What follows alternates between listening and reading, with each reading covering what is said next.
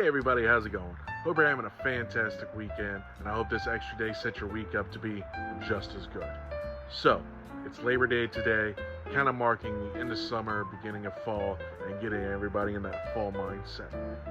And nothing brings fall to mind more than a bonfire. And what goes great with a bonfire? S'mores. So, I wanted to make something that said s'more, but was bigger, grander, and overall more complicated. So I decided to make a s'more cake. So it is a 2-layered chocolate sponge cake with chocolate ganache, marshmallow buttercream, and marshmallow decoration on top. Check out the video, let me know what you think. Make your own, send some pictures in, we'll compare and contrast, see what works, see what doesn't. And as always, I appreciate your time, and I will see you again next time. All right, ingredients are on the board and it's time to go. Now, the first thing we're going to work on is our marshmallow fluff. Now, the first thing you're going to have to do is you're going to put your egg whites and cream of tartar into a mixing bowl and go ahead and set that aside. Next, you're going to place your water, sugar, and honey into a medium or large saucepan. You're going to set your heat to low and then begin to stir until all that sugar gets dissolved. Now make sure this does not simmer before you get to that point, or you're just going to form crystals. But once all the sugar is dissolved, leave it alone and let it simmer until it reaches the designated heat. While that's simmering, go ahead and turn on your mixer and whisk your egg whites until soft peaks form. This, you can take your eyes off of it for a second so you can watch your syrup. It's not too delicate of a process. Now, speaking of delicate, this syrup can be very delicate and very tricky, so keep an eye on it and make sure that it doesn't boil over in your pot. Ask me how I know. Once you reach the designated heat though, immediately take it off and very slowly pour it into your now soft peaked egg whites. Now once you have all the syrup in, continue to beat, but go ahead and throw in your vanilla right now and go ahead and whisk it until the entire mixture has cooled off completely. Now make sure not to burn yourself, so when you go to check, just fill the bottom of the bowl. If everything was done right, you'll get a nice marshmallow fluff that looks like this, and you can set that to the side until we're ready for it.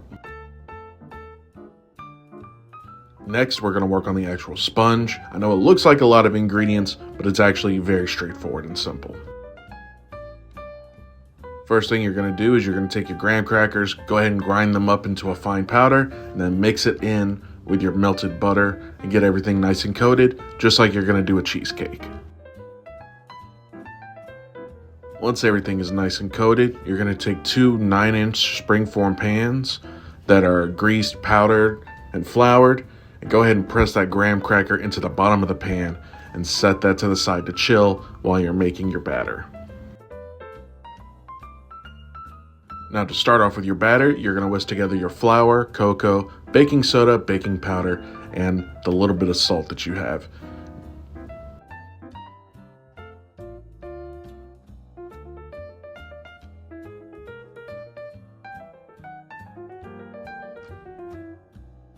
Now in a separate bowl, you're going to take your 2 eggs, crack them open, put them in, and then pour your sugar on top of that and go ahead and mix that until the mixture is a pale yellow or pale white color.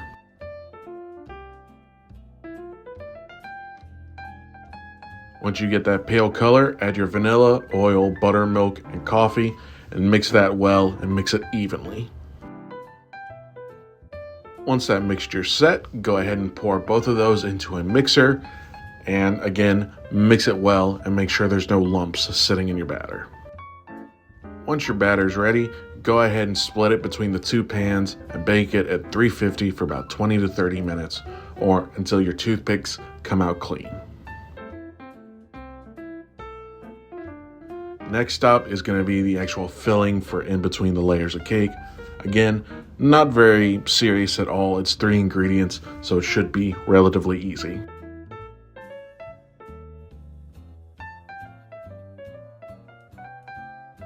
All you have to do is separate the chocolate from your cream. You're going to go ahead and heat your cream up until it's just about to boil and then pour that over your chocolate and let that sit for about 1 to 2 minutes.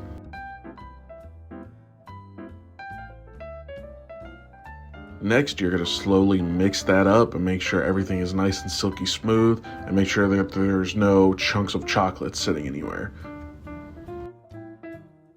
Once there's no chunks, you're going to throw in your butter, and again, mix everything well and make sure there's no hidden visitors sitting in the bottom of your chocolate. Go ahead and let that cool down and set it to the side. Now by now your cake should be done, so go ahead and pull them out, let them cool off for about 10 minutes, then remove that outer ring and let them cool fully while you work on the rest of your stuff. Next, we're going to be working on the buttercream. Again, not a whole lot of ingredients, and you're going to be using the marshmallow fluff from earlier. First thing you're going to do is you're going to cream your butter, just like any other bake that I've made. You're going to make sure everything is nice, smooth, and fluffy.